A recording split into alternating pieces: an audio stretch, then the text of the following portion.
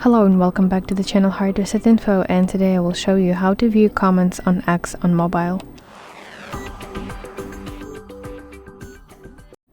Okay, so let me open X on my phone, and I want to go to whatever post that I want to read comments on, and I want to open its details by tapping here at the top of the post.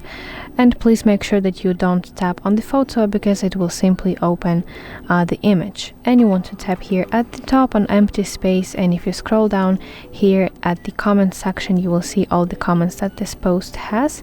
And also you can sort those comments by tapping here, and you can sort them by latest, relevant, or likes.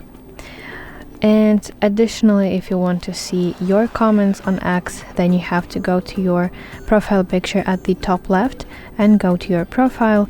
And here, as you can see, we have a few sections such as posts, replies, highlights, etc. And you want to enter replies tab, and here you will see all your comments and replies on X.